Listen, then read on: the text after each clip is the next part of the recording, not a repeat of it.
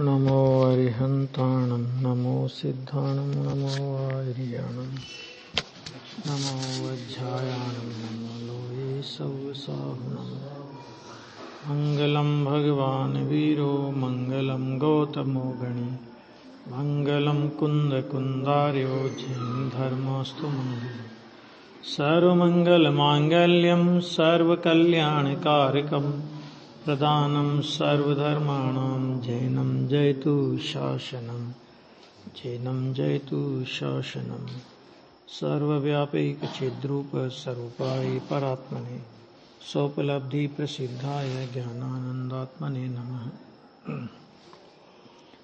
प्रवचन सार चरणान योग चूलिका 238 नंबर की गाथा चली थी, जिसमें ये बात कही थी जो कर्म अज्ञानी लक्ष्य कोटि भवों में खपाता है, वह कर्म ज्ञानी 3 प्रकार यानी मन वचन काय से गुप्त होने से उच्छ्वास मात्र में खपा देता है। ये चर्चा चली थी अपन ने, इसमें छड़ाला वगैरह के आधार भी अपन ने देखे थे, है ना। अब इसके बाद इसका भावार्थ देखो। भावार्थ में बहुत अच्छा लिया स्पष्टीकरण।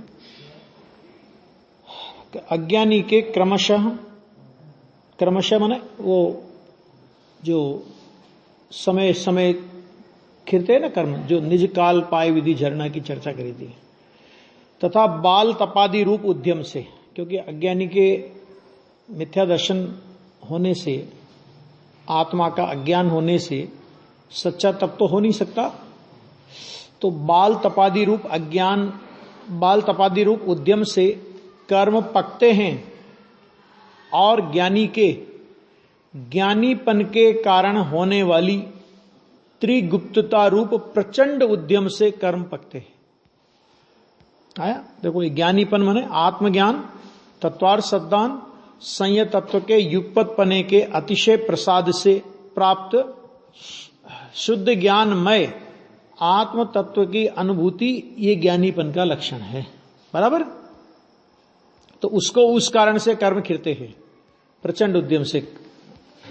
इसलिए अज्ञानी जिन कर्मों को अनेक शत सहस्त्र कोटि भवों में महाकष्ट से उल्लंघन मन पार कर पाता है, वही कर्म ज्ञानी को उच्छ्वास मात्र में ही, कौतुक मात्र में ही नष्ट कर डालता है। देखो, ये इसका भी खुलासा नीचे अच्छा किया है।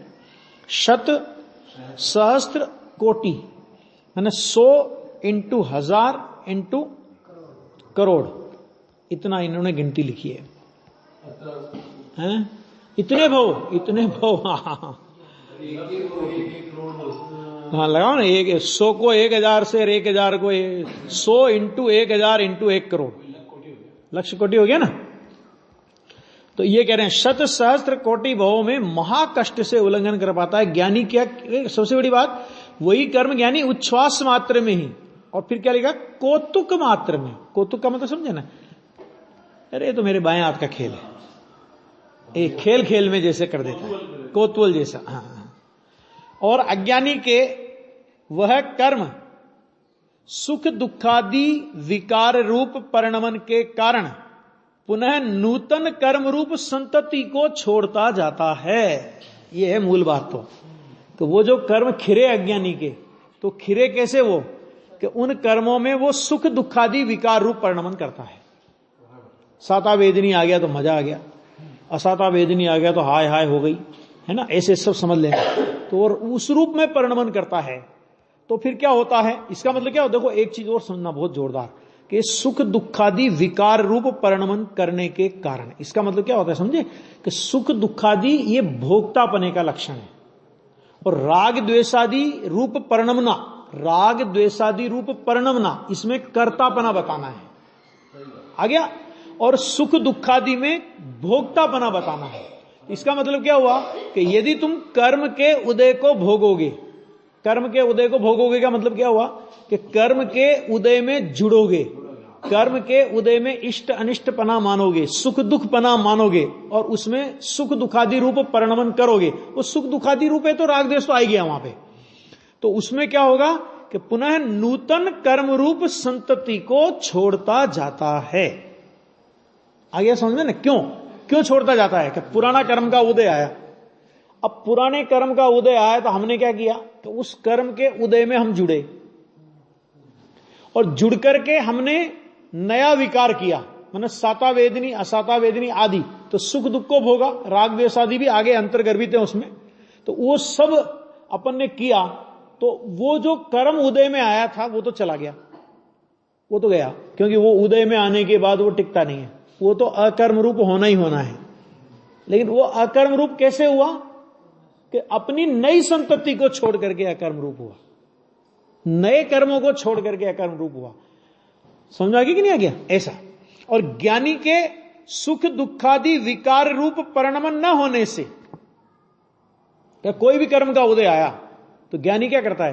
कि ज्ञानी तो अपनी और पर की परिणति को जानता हुआ प्रवर्तता है। ख्याल में आ गया? मैंने ज्ञाता दृष्टा समय सार में एक बहुत अच्छा लिया कि समय सार में लिया कि भाई ये राग, ये जो नए कर्म के बंध का कारण क्या है, तो उन्होंने बहुत सारी चीजें ली उसमें, अभी बताता हूं अभी मैं। तो उसमें एक बहुत महत्वपूर्ण बात जो ली वो ये ली कि उपयोग में रागादि को करना। देखो, रागादि का होना मात्र बंध का कारण नहीं है, अनंत संसार के बंध। ज्ञानी को राग होते और ज्ञानी को राग संबंधी यत्किंचित बंध भी होता है, लेकिन यत्किंचित बंध होने पर भी उसे बंध की कोटि में नहीं गिना। समझे? माने ज्ञानी कौन से तत्व का मालिक है, अगर यह पूछा जाए कि ज्ञानी कौन से तत्व का मालिक है, तो उन्होंने कहा कि जीव तत्व का और पर्याय अपेक्षा से संवर, निर्जरा और मोक्ष तत्व का मालिक है। माने ज्ञानी स्व, ज्ञानी का स्व क्या? कि संवर, निर्जरा, मोक्ष, ये ज्ञानी का स्व और ज्ञानी उनका स्वामी। और अज्ञानी किसका मालिक है? तो उन्होंने कहा कि आश्रव, बंध, पुण्य, पाप, इनका अज्ञानी मालिक है, अज्ञानी इनका स्वामी है और ये अज्ञानी के स्व है। मैं नहीं कहता हूं ये बात व्रत द्रव्य संग्रह में, जहां जीव के कर्तापने का अधिकार आया, जीवो उवो गमो अमुति कत्ता सदेह परिमाणो, तो कत्ता मैंने कर्ता का जो अधिकार आया, तो उसमें उन्होंने लिखा कि अज्ञानी मिथ्या दृष्टि, आश्रव, बंध, पुण्य, पाप का कर्ता और ज्ञानी सम्य दृष्टि। अब सुनना जरा कि सम्य दृष्टि, देखो प्रकट रूप से तो वो संवर निर्जरा का करता है ना, मुनिराज भी हो तो भी प्रकट रूप से संवर निर्जरा का करता है, लेकिन संवर निर्जरा का कर्ता होने पर भी कारण में कार्य का उपचार किया कि संवर निर्जरा का कार्य क्या आएगा? कि संवर निर्जरा का कार्य आएगा मोक्ष। तो इस संवर निर्जरा रूप कारण में इसके फल में आने वाले मोक्ष रूप कार्य का उपचार करके ज्ञानी को संवर निर्जरा और मोक्ष का कर्ता कह दिया। ये है। और फिर उसमें भी ऐसा भी शब्द का प्रयोग किया है कि एक देश शुद्ध निश्चय नय से भावना अपेक्षा से केवल ज्ञान आदि का करता है। आगे एक देश शुद्ध निश्चय का मतलब समझिए ना, एक देश निर्मल पर्याय, वर्तमान में परिणमन तो उसको एक देश निर्मल पर्याय का है, लेकिन भावना अपेक्षा से उसे पूर्ण शुद्ध निर्मल पर्याय का कर्ता वर्तमान में कह दिया। डॉक्टरी में प्रवेश लिया, ठीक है, अभी निकला नहीं है डॉक्टर बनके, फिर भी डॉक्टर साहब बोलते कि नहीं बोलते? उसे बोलते हैं ना। हाँ, और इंजीनियरिंग में प्रवेश लेवे तो उसे इंजीनियर बोलते कि नहीं बोलते? वो पद्धति है। ये पद्धति है, प्रवचन सार में भी है। 271 गाथा में द्रव्यलिंगी मुनिराज को संसार तत्व कहा, ठीक, और 272 नंबर की गाथा में भावलिंगी मुनिराज को मोक्ष तत्व कहा। तो भावलिंगी मुनिराज तो वास्तव में संवर निर्जरा तत्व है। मुनिराज माने संवर निर्जरा की उत्कृष्ट माने परिणति उनको प्रकट हुई है, लेकिन उनको मोक्ष तत्व कह दिया। क्यों कह दिया? कि बस वही कारण में कार्य का उपचार करके मोक्ष तत्व कह दिया। ये जिनागम में है ना, ऐसे ये समझ लेना। तो अभी क्या होता है कि उस ज्ञानी को राग सुख दुखादि रूप परिणमन नहीं होता, तो वो क्या करता है कि वह कर्म पुनः नूतन कर्म रूप संतति को नहीं छोड़ता जाता, नया बंध नहीं होता। बंध की बहुत जोरदार प्रक्रिया है, अभी बताता हूं समय सार में से। इसलिए आत्मज्ञान ही, आत्मज्ञान माने हाँ, माने आत्मज्ञान माने सम्यक दर्शन हो गया, सम्यक ज्ञान हो गया, मुनि दशा के योगी सम्यक चारित्र हो गया। लेकिन उसके बाद जो शुद्धोपयोग की उग्र लीनता होती है, कहते वही मोक्ष मार्ग का साधक तम है, कि जिसका अभाव होकर, मोक्ष मार्ग का अभाव होकर मोक्ष हो जाएगा। मोक्ष मार्ग का अभाव माने अपूर्णता का अभाव होकर के पूर्णता प्राप्त हो जाएगी, ये इसमें कह रहे हैं। अभी देखो वो जरा बंध का जरा देख लो, वो भी बहुत अच्छा प्रकरण है। ये बंध क्यों होता है, किस तरह होता है, मैं बता रहा हूं। समय सार का है, बंध अधिकार निकालो समय सार में शुरुआत में।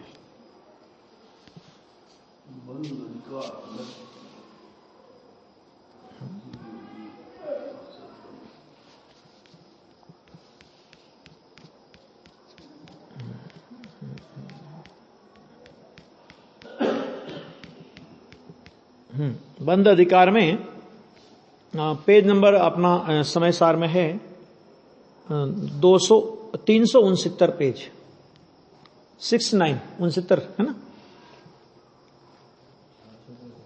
369। अभी देखो इसमें देखो ये लिखा,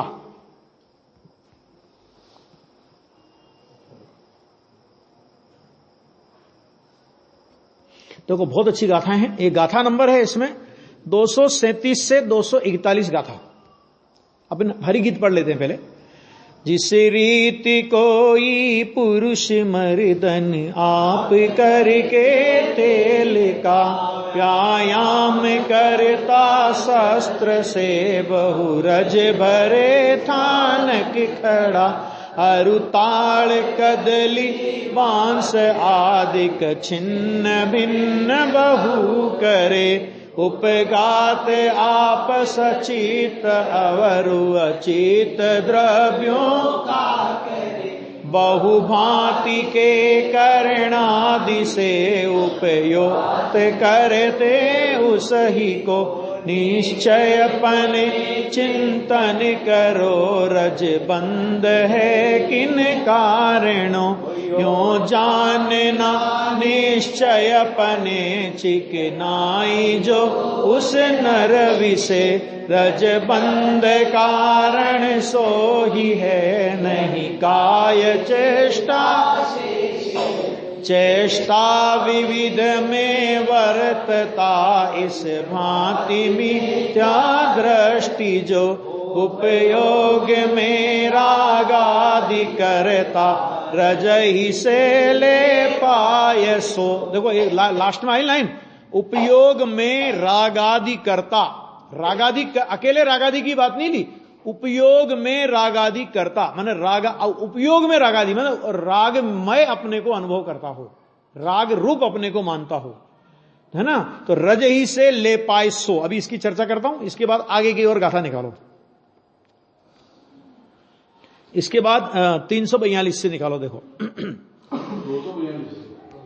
242। जिस रीत फिर वह ही पुरुष उस तेल सबको दूर कर, व्यायाम करता, शस्त्र से बहुरज भरे स्थान ठहर, रुताड़ कदली बांस आदिक छिन्न भिन्न बहु करे, उपगात आप सचेत अवरु अचेत द्रव्यों का करे, बहुभांति के करणादि से उपघात करते, उसही को निश्चय अपने चिंतन करो, रज बंद नहीं किन कारणों, यो जानना निश्चय अपने चिकनाई, जो उस नर विषे रज बंद कारण सो ही है, नहीं काय चेष्टा शेष है, योगों विविध में वर्तता, इस भांति सम्यक दृष्टि जो उपयोग में रागादि न करे, रजई नहीं ले पाए सो। क्या अंतर आया बोलो? कि कोई अंतर नहीं, बाहर की चेष्टा में कोई अंतर नहीं है ना। अभी मैं बताता हूं उसमें। तो बाहर की चेष्टा में कोई अंतर नहीं होने पर भी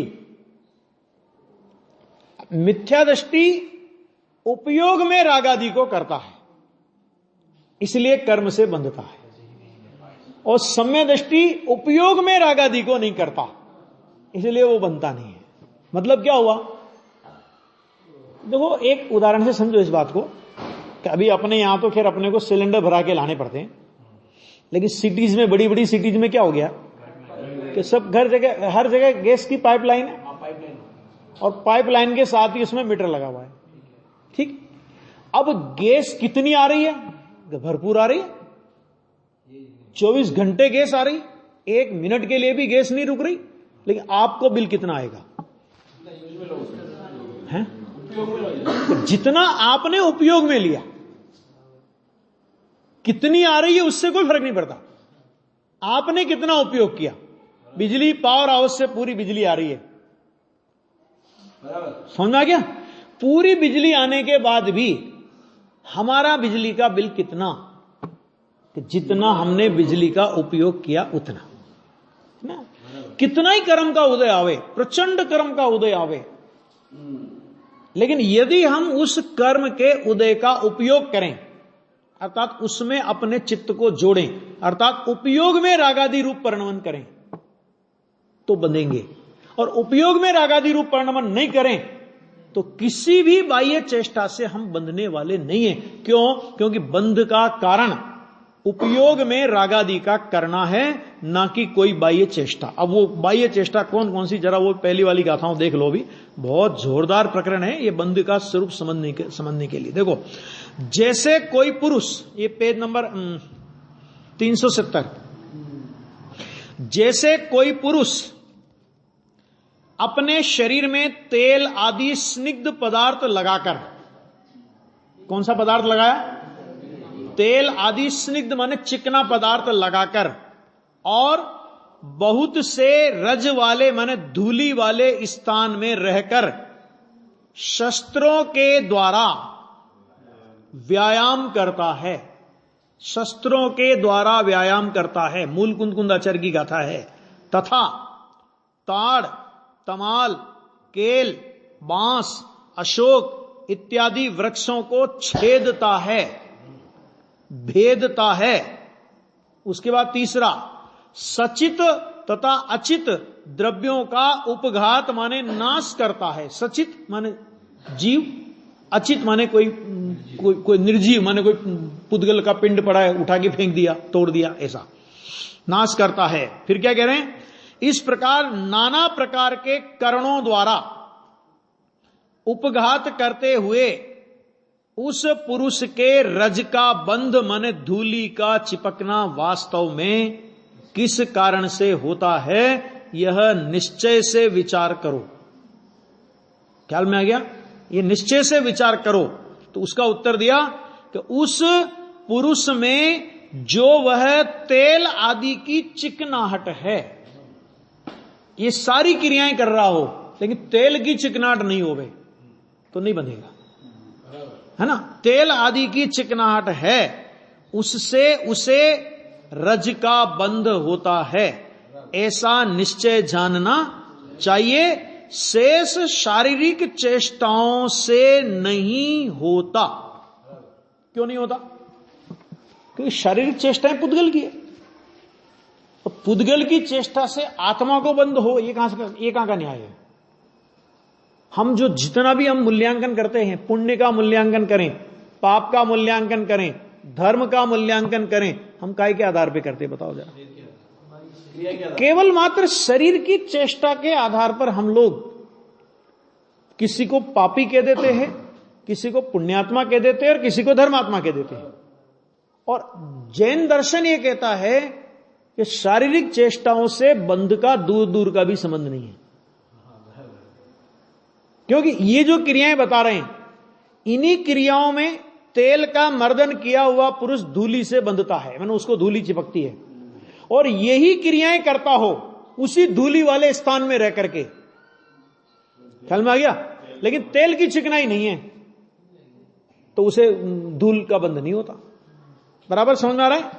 तो चेष्टाओं से नहीं होता। इसी प्रकार बहुत प्रकार की चेष्टाओं में वर्तता हुआ मिथ्या दृष्टि अपने उपयोग में रागादि भावों को करता हुआ, उपयोग में रागादि भाव, उपयोग में रागादि भाव का मतलब क्या कि राग और उपयोग का भेद नहीं जानना। उपयोग में रागादि करने का मतलब क्या है कि राग और ज्ञान का भेद नहीं, दो भिन्न है ना। राग है वो आश्रवबंध तत्व है, ज्ञान है वो आत्मा तत्व है, जीव तत्व है। तो जीव तत्व का और आश्रवबंध का भेद नहीं जाना, अर्थात उस राग रूप ज्ञान में राग का परिणमन झलका, राग जैसा ज्ञेयाकार ज्ञान में बना, तो अज्ञानी अपने को रागमय अनुभव करता है, ज्ञानमय अनुभव नहीं करता। जबकि वास्तव में क्या है, राग में ज्ञान झलका, तो राग ने ज्ञान को प्रसिद्ध किया है कि राग को प्रसिद्ध किया है? सच में तो ज्ञान को प्रसिद्ध किया है, क्योंकि यदि वहां ज्ञान नहीं होता तो ये राग है ऐसा जाना किसने, है ना। तो ऊर्ध्वता तो ज्ञान की है, तो उस ज्ञान को गौण कर देता है, ज्ञान को भूल जाता है और ज्ञान में झलकने वाले रागादि से अपने को रागादि रूप अनुभव करता है। इसका नाम है उपयोग में रागादि भावों को करता हुआ। यह मिथ्या दृष्टि का चिन्ह है। और ज्ञानी क्या करता है कि ज्ञानी उपयोग में रागादि को नहीं करता। इसका मतलब क्या होता है कि रागादि तो है उसके, सर्वथा राग नहीं होता तो केवल ज्ञानी होता, तो राग तो है लेकिन उपयोग में राग नहीं है। अज्ञानी के क्या है, अज्ञानी, देखो ध्यान से सुनना, कि अज्ञानी के भी उपयोग में राग नहीं है। बहुत ध्यान से सुनना, बहुत गहरा पॉइंट है। अज्ञानी के उपयोग में भी राग नहीं है, लेकिन अज्ञानी को उपयोग में राग होने का भ्रम है। क्या क्या कहा, राग होने का भ्रम है, क्योंकि उपयोग में तो ज्ञानी अज्ञानी किसी को राग नहीं है, क्योंकि राग, उपयोग का लक्षण जानन स्वरूप है, राग का लक्षण बंध स्वरूप है। लक्षण देखो ना 294 नंबर की गाथा समय सार की, कि राग और ज्ञान को, उपयोग और बंध को उनके नियत स्व लक्षणों से भिन्न करो। तो दोनों के लक्षण भिन्न है ना, राग का लक्षण बंध स्वभावी और आत्मा का लक्षण जानन स्वभावी या उपयोग का लक्षण जानन स्वभावी। तो जानन स्वभावी उपयोग बंध स्वरूप राग रूप कैसे हो सकता है? तो हो तो अज्ञानी को भी नहीं, तो होता तो अज्ञानी को भी नहीं है, क्योंकि अगर अज्ञानी को हो जावे तो फिर वो अज्ञानी नहीं रह सकता, क्योंकि वो यही तो मान रहा है। आई बात समझ में? वो यही तो मान रहा है कि मैं रागी हूं, और राग यदि उसके उपयोग में हो जावे तो फिर अज्ञानी कहां रहा वो? अज्ञानी के उपयोग में भी, अरे निगोदिया के उपयोग में भी, अज्ञानी की बात तो छोड़ो, भाव कलंक की प्रचुरता में वर्तने वाला जो निगोदिया है, उस निगोदिया का उपयोग भी राग से भिन्न पड़ा है। त्रिकाली स्वभाव की बात नहीं कर रहा हूं। क्या कहा, समझना जरा बात को, गहरी है। त्रिकाली स्वभाव तो त्रिकाल भिन्न है ही, उसकी बात नहीं, लेकिन त्रिकाली स्वभाव चैतन्य अनुविधायी जो परिणाम है, जिसको उपयोग बोलते हैं, तत्वार्थ सूत्र में उपयोगो लक्षणम, और उपयोग की परिभाषा क्या की कि चैतन्य अनुविधायी परिणाम, माने चैतन्य का अनुसरण करके होने वाले परिणाम का नाम उपयोग है। तो चैतन्य आत्मा चैतन्य स्वरूप है, तो चैतन्य का अनुसरण करके जो परिणाम होगा वो कैसा होगा? चैतन्य होगा क्या जड़ होगा? चैतन्य होगा। और राग कैसा है कि राग तो जड़ स्वभावी है, राग तो स्वयं अपने को भी नहीं जानता। राग जिसको विषय करता है, यानी जिसके प्रति राग होता है, राग का जो विषय है, कि राग अपने विषय को भी नहीं जानता। भगवान के प्रति राग हुआ तो राग को पूछो कि भगवान तुम जानते हो भगवान को? तो राग कहता मैं अपने को ही नहीं जानता। राग को जानने वाला ज्ञान है, राग के विषय को जानने वाला ज्ञान है। तो राग तो जड़ स्वभावी है और उपयोग चैतन्य स्वभावी है। दोनों के लक्षण भिन्न हैं, दोनों का स्वरूप भिन्न है। अरे वास्तव में कहें तो दोनों के प्रदेश भिन्न हैं।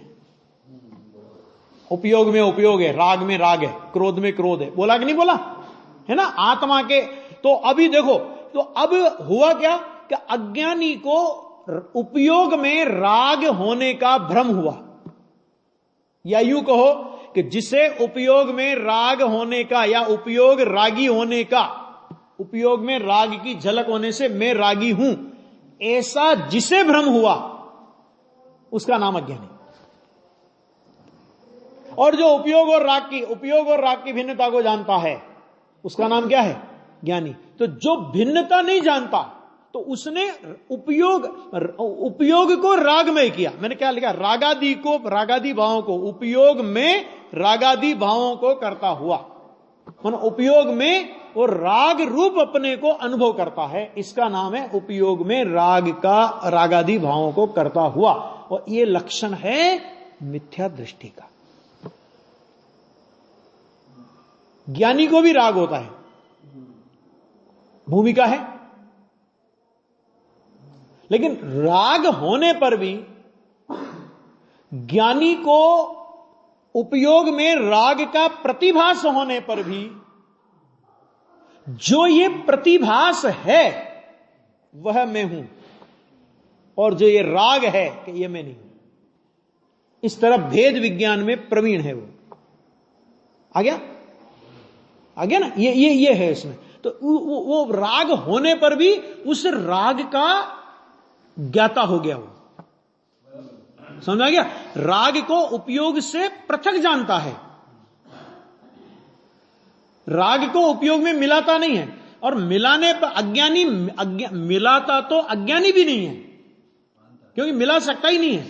दो भिन्न लक्षण वाले पदार्थ जिनका स्वरूप भिन्न है वो कभी भी एक नहीं हो सकते, लेकिन अज्ञानी को एक होने का भ्रम होता है। जैसे समझो, सरल उदाहरण से समझो, आत्मा और शरीर, ज्ञानी का आत्मा और शरीर एक है, अज्ञानी का आत्मा और शरीर एक है? दोनों का भिन्न है ना, सर्वथा भिन्न है, पक्का? ठीक। अब बताओ अज्ञानी किसका नाम है, ज्ञानी किसका नाम है? कि शरीर तो ज्ञानी के भी है और शरीर अज्ञानी को भी है। मनुष्य का शरीर अज्ञानी को भी मिला और मनुष्य का शरीर संयोग में ज्ञानी को भी मिला। अगर शरीर के होने मात्र से ज्ञानी और अज्ञानी होते तो फिर तो सिद्धालय में जाके ही ज्ञानी होते।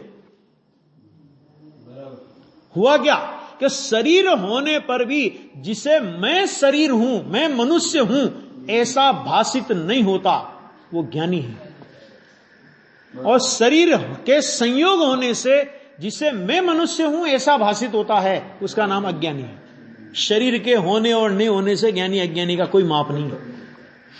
राग के होने नहीं होने से ज्ञानी अज्ञानी का माप नहीं। ज्ञानी को भी तीव्र कसाय का परिणाम हो सकता है और अज्ञानी को भी मंद कसाय का परिणाम हो सकता है। ज्ञानी को भी मंद कसाय का परिणाम हो सकता है और अज्ञानी को भी तीव्र कसाय का परिणाम हो सकता है। ये कसाय की मंदता और तीव्रता के परिणाम तो ज्ञानी और अज्ञानी दोनों को उनकी उनकी भूमिका के अनुसार होते हैं और हो सकते हैं। उसके आधार से ज्ञानी अज्ञानी का माप नहीं है। लेकिन उस कसाय की मंदता के परिणाम में, कसाय की तीव्रता के परिणाम में, राग के परिणाम में अपने को रागी मानना, ये अज्ञानी का चिन्ह है। और राग के परिणाम में, परिणाम के काल में अपने को ज्ञाता मानना। कैसे मानना? खाली पढ़ के नहीं, स्वस्वरूप का, ज्ञाता स्वरूप का अनुभव करके अपने को ज्ञाता मानना, अनुभूति पूर्वक अपने को ज्ञाता मानना कि एक ज्ञानी का लक्षण है। इसका नाम है कि उसने उपयोग में रागादि को मिलाया नहीं, उसने उपयोग में रागादि को नहीं किया। क्या मतलब? कि रागादि को उपयोग से भिन्न रखा। मैंने दोनों के बीच वेद ज्ञान की जो तीक्ष्ण प्रज्ञा छेड़ी है, तो वो तीक्ष्ण प्रज्ञा छेड़ी उसने मारी है ज्ञान और राग की संधि के बीच। है कि नहीं है? कि राग और ज्ञान के सूक्ष्म अंतर संधि, ये शब्द का प्रयोग किया है मोक्ष अधिकार में, कि उन दोनों की सूक्ष्म अंतर संधि है। और उस सूक्ष्म अंतर संधि पर प्रज्ञा रूपी छेड़ी को आप मारो, दोनों अलग हो जाएंगे। अलग हो जाएंगे का मतलब क्या? कि अलग दिखने लगे। अब ठीक है, थोड़े काल राग रहे तो रहे, क्या तकलीफ है उसमें? राग के रहने में थोड़ी तकलीफ है। नदी में नाव रहे कोई तकलीफ नहीं है। नाव में नदी नहीं आनी चाहिए। आगे समझ में? नाव में नदी का मतलब क्या है कि नाव में नदी आने का मतलब नाव में पानी आ जाए नदी का, तो नाव में नदी आई तो नाव डूबेगी। और नदी में नाव रहे कोई तकलीफ नहीं, कितना ही वजन भर लो तुम, वो नाव तैरेगी। ये है उपयोग। ये यार बहुत गजब का एक प्रकरण है, ये समझ लो कि यहां पे अपना जो प्रवचन सार में चल रहा है ना, देखो अभी अभी वापस आ जाओ उसी पे। तो ये आ गया, इतनी बात बंदी के बारे में अपनी हुई है ना। अब आगे देखो 239 गाथा। अब ऐसा उपदेश करते हैं कि आत्मज्ञान शून्य के, जिसको आत्मज्ञान नहीं है, सर्व आगम ज्ञान, तत्वार्थ सद्दान तथा संयत तत्व का युगपतपना भी अकिंचित कर है, अर्थात कुछ भी नहीं कर सकता। मतलब सम्य दर्शन, सम्य ज्ञान, संयम सब कुछ है, लेकिन क्या नहीं है? तो आत्मज्ञान नहीं। आत्मज्ञान माने वही आगे की भूमिका वाला है ना, वो समझना। तो अकिंचित करे अर्थात कुछ भी नहीं कर सकता। गाथा पढ़ेंगे। वामोच्छा देहादि एषु जस्सपुनो विज्जति जदि सो सिद्धिम न लहदि सव्वागमधरोवी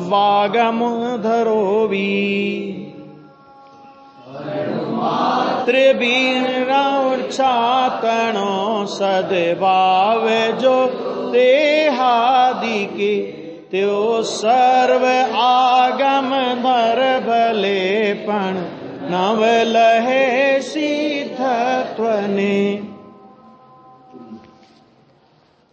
देखो, और यदि जिसके शरीर आदि के प्रति परमाणु मात्र भी मूर्छा वर्तती है,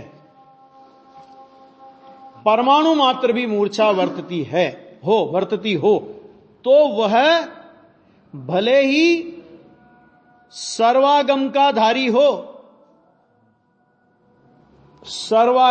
धारी हो, तथापि सिद्धि को प्राप्त नहीं होता।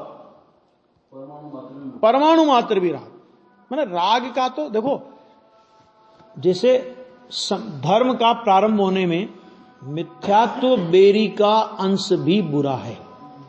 ख्याल में आ गया? किसके लिए? धर्म के प्रारंभ होने में, यानी सम्यक दर्शन प्रकट होने में मिथ्यात्व बेरी का अंश भी, इसी तरह पूर्णता के प्रकट होने में राग का अंश भी बुरा है। देखो एक बहुत अच्छे से कि शरीर के रहते केवल ज्ञान हो जाता है? नहीं होता, नहीं होता। होता है कि नहीं? होता ही। शरीर के साथ ही केवल ज्ञान होता है। अनंत दशा पहले आएगी तभी तो सिद्ध दशा होगी, भले वो कितने काल तक टिके वो अलग बात है। लेकिन राग के सद्भाव रहते हुए कभी भी वीतरागता और केवल ज्ञान नहीं हो सकता। तो शरीर कितना ही अपवित्र हो, नव द्वार बहे घिनकारी, कितना ही अपवित्र हो, राग से ज्यादा अपवित्र नहीं है।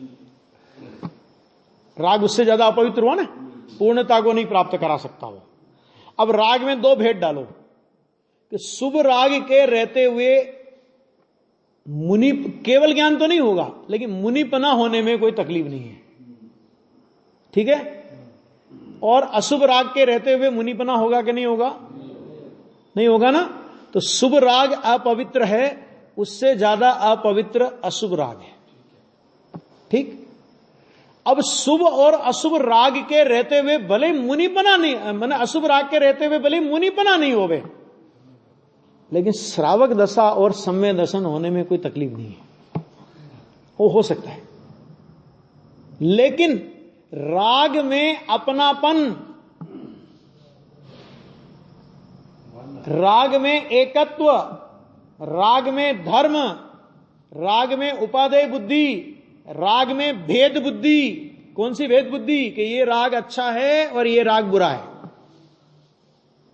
हम राग के दो प्रकार करें कि वो राग के भेद करने में मिथ्यात्व का महापाप है, जिसके रहते सम्यक दर्शन नहीं हो सकता।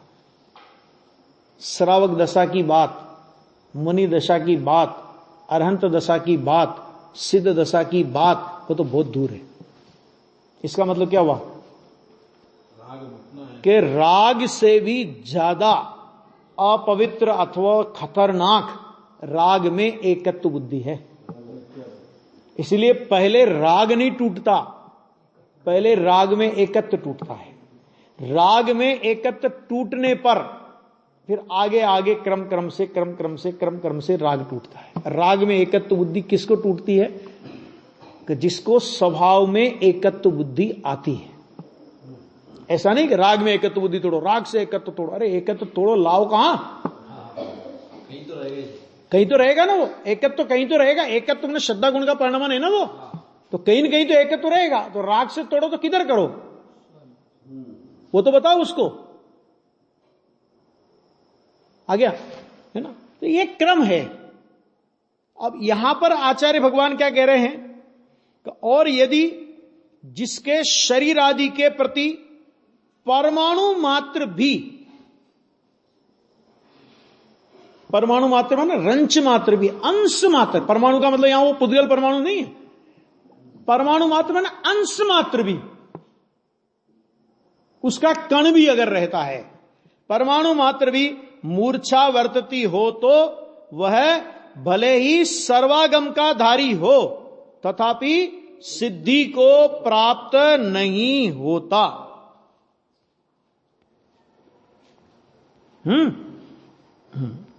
अब देखो यहां पे कि सकल आगम के सार को, सकल आगम के सार को हस्तामलकवत करने से, माने हथेली में रखे हुए आंवले के समान स्पष्ट ज्ञान होने से जो पुरुष भूत वर्तमान भावी सोचित पर्यायों के साथ, सोचित माने अपने में अपने को उचित, माने अपने अपने योग्य, यानी आत्मा का स्वभाव त्रिकाल की सोचित पर्यायों सहित समस्त द्रव्यों को जानने का है। ये आत्मा का स्वभाव नक्की करो पहले का। आत्मा का स्वभाव क्या?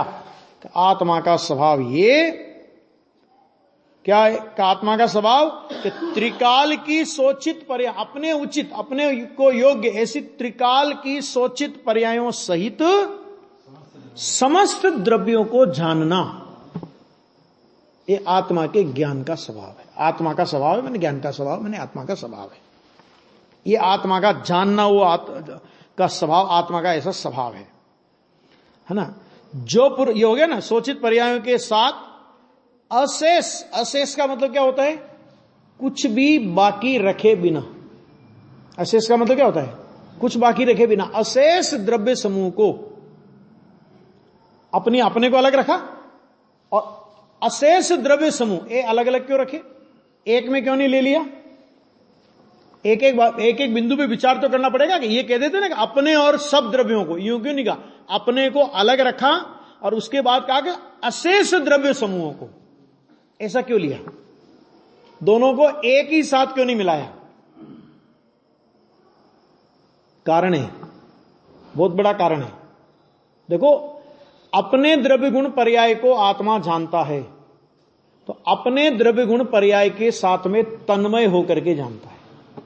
कैसे जानता है? तन्मय होकर के जानता है। और पर द्रव्य गुण पर्यायों को आत्मा जानता है, माने आत्मा के जानने में वे आते हैं, तो वे आत्मा के जानने में आने पर आत्मा उनमें तन्मय नहीं होता, उसमय नहीं होता, भिन्न रह करके उसको जानता है, माने जानने में आ जाते हैं। जानता है क्या? माने जानने में आ जाते हैं।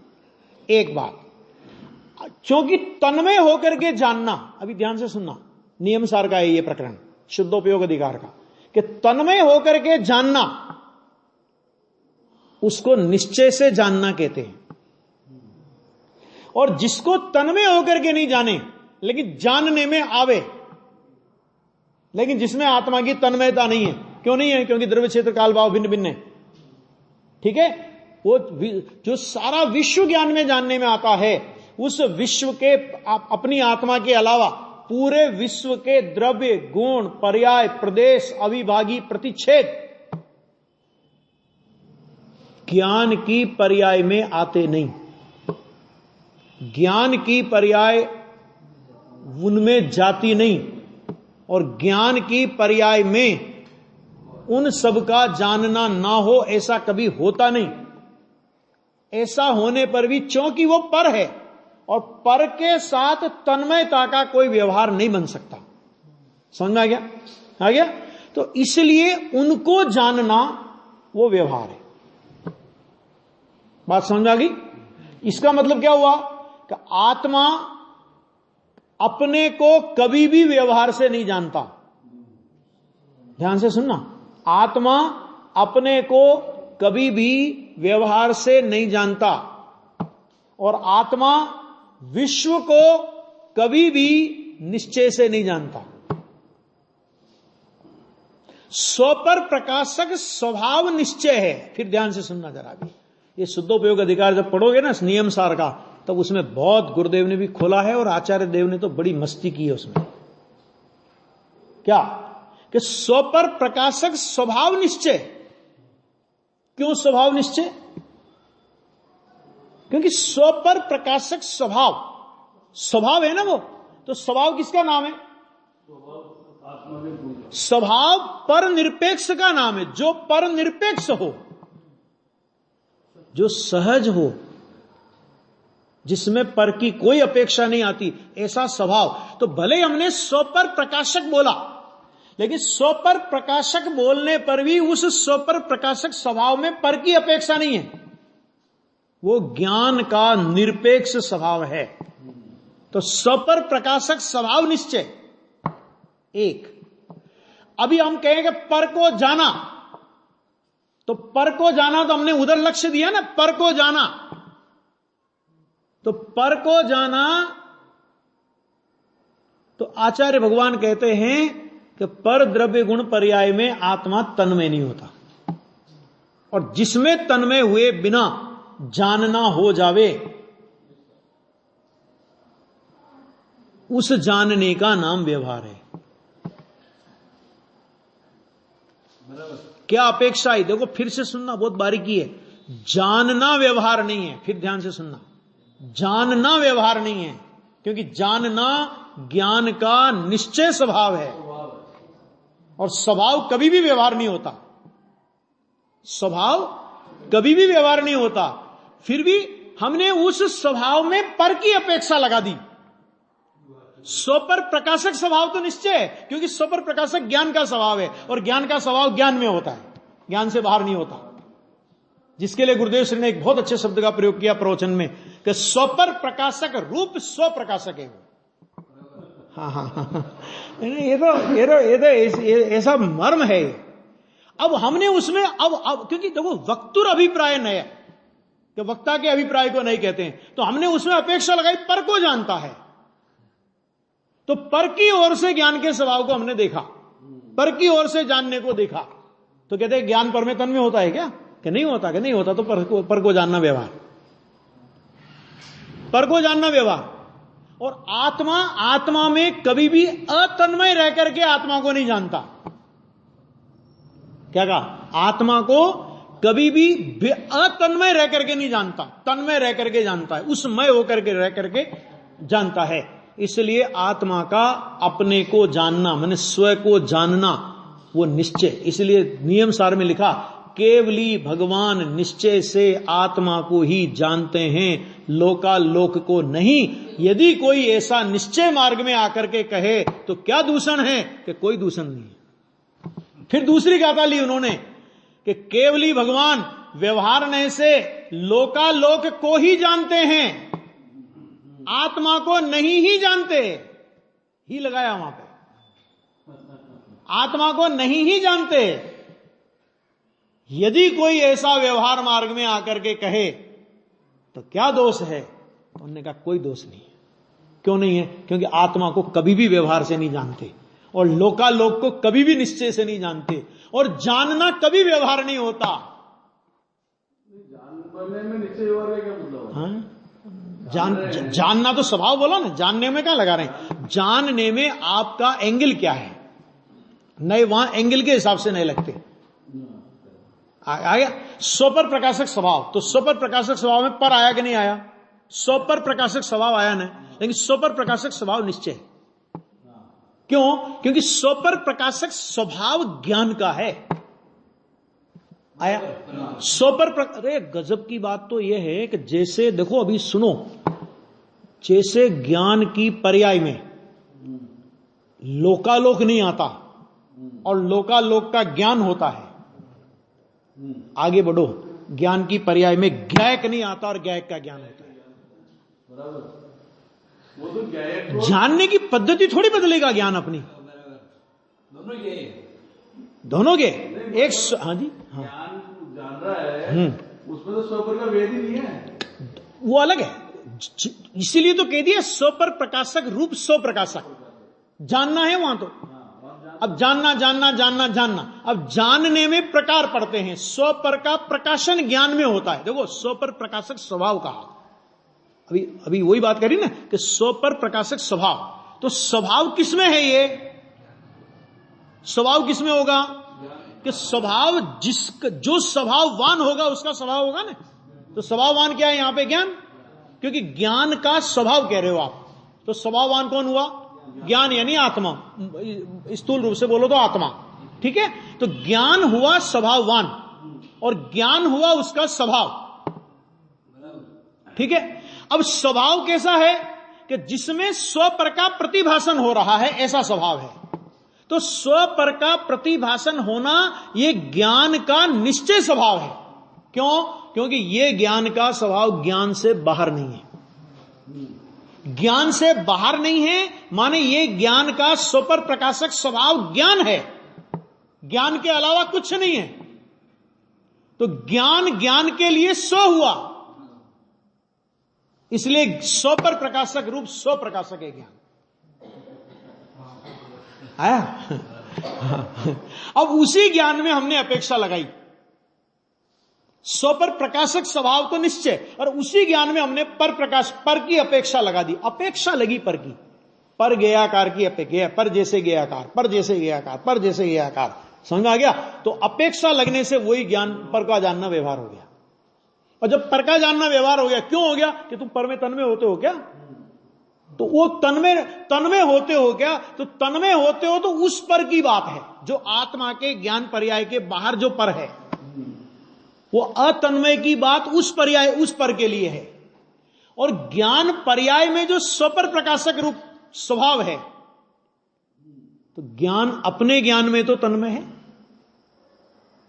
कि ज्ञान ज्ञान से बाहर है। बस इतनी अपेक्षा से स्वपर प्रकाशक स्वभाव को निश्चय कहा। कहां स्वपर प्रकाशक स्वभाव को निश्चय कहा, कहां पर के जानने को व्यवहार कहा, कहां स्व के जानने को निश्चय कहा, ये बहुत बारीक एंगल गुरुदेव श्री ने नियम सार के शुद्धोपयोग अधिकार, जो ये कम से कम 10-15 गाथाएं हैं स्वपर प्रकाशक स्वभाव की, ज्ञान के स्वपर प्रकाशक पने की 10-15 गाथाएं हैं। और उसमें ये मर्म आचार्य देव ने खोला और उसका बहुत सुंदर और सटीक स्पष्टीकरण गुरुदेव श्री की वाणी में है। पढ़ना उसको। ये तो जिनागम है ना, जिनागम कोई अर्थ खोल नहीं सकता, किसी की दम नहीं है। भले छोपसम ज्ञान के कितने उछाले मार लें लोग, लेकिन किसी की दम नहीं है गुरुदेव को पढ़े बिना, और गुरुदेव के अलावा खोल नहीं सकता था कोई अर्थ। खोल के बताए ये कैसे निकालेंगे अर्थ? ये स्वपर प्रकाशक वही निश्चय भी कह रहे हो, पर प्रकाशन को व्यवहार भी कह रहे हो, आत्मा को जानता इसको निश्चय भी कह रहे हो। क्या है ये कि भाई साहब वक्तुर अभिप्राय नया, वहां तुम्हारे कहने का एंगल क्या है, उसमें तुम पर किसको कहना चाहते हो, है ना? अगर लोकालोक को पर कहना चाहते हो तो असद्भुत व्यवहार नहीं से जानता है, और ज्ञान के स्वपर प्रकाशक स्वभाव में पर की बात करते हो, तो वो स्वपर प्रकाशक स्वभाव निश्चय है। बहुत गजब की बात है। देखो अद्भुत है भैया, बहुत मजा आता है। मैंने ये चर्चाएं बहुत बारीक है। चलो अभी तो समय हो गया, सुबह करते हैं इसकी चर्चा।